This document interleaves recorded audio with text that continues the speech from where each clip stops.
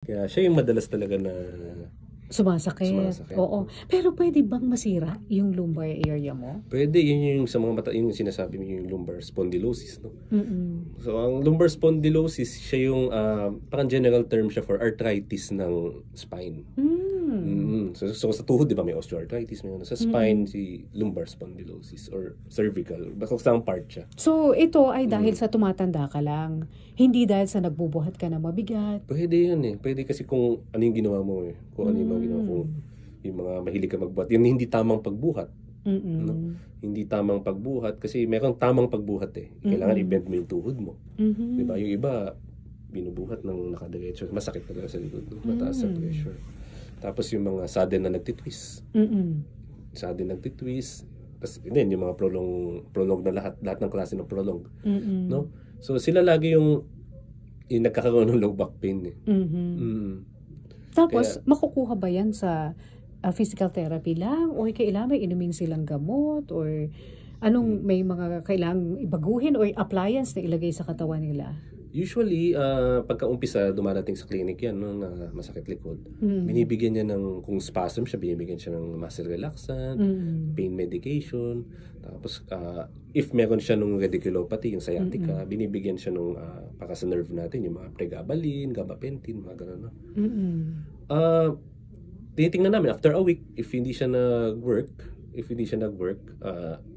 pinapaano na yung mga imaging na, yung x-ray, MRI, mga gano'n, no?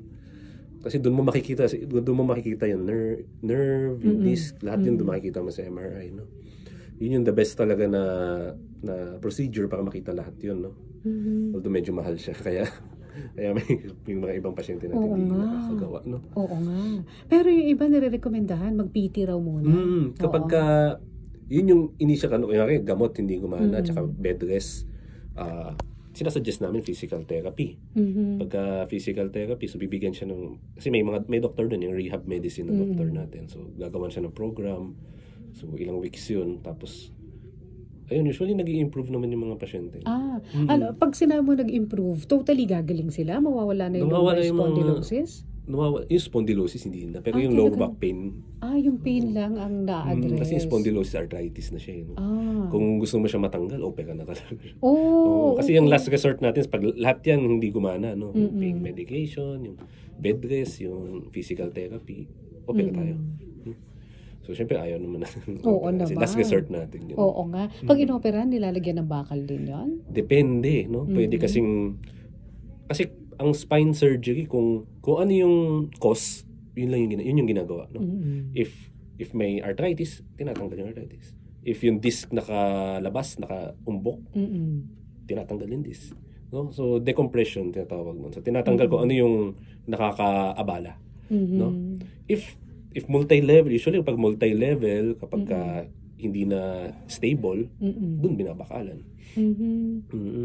Okay. So, pag binakalan ka na, ano ang mangyayari doon sa posture mo? Pero wala ka ng pain? Ideally wala na. Pero hindi. Yung posture mo ba maapektuhan?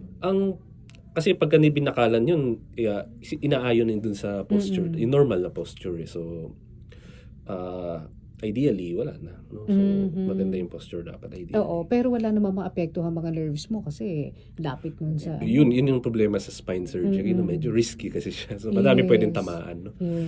May mga nerve, may mga blood vessels. So, nandun yung spinal cord. So, alas madaming pwedeng tamaan doon. So, hanggang kaya ng PT, meds. Last resort natin talaga yung opera. So, ibig sabihin forever yung meds nila and PT? Ang meds natin, syempre ayaw din natin ng tuloy-tuloy, no? Kasi nakakasira sa ibang organs natin. No? Yung physical therapy, yun yung pwede medyo madalas, no? Tapos lifestyle modification kasi kailangan din eh. Exercise. Hindi siya pwede magpabigat. Yung sa heaviness ng niya, ng weight niya. Kailangan siya mag-lose ng weight. So, pwede pa ba siya magtatalon? Gano'n? Magta-trampoline?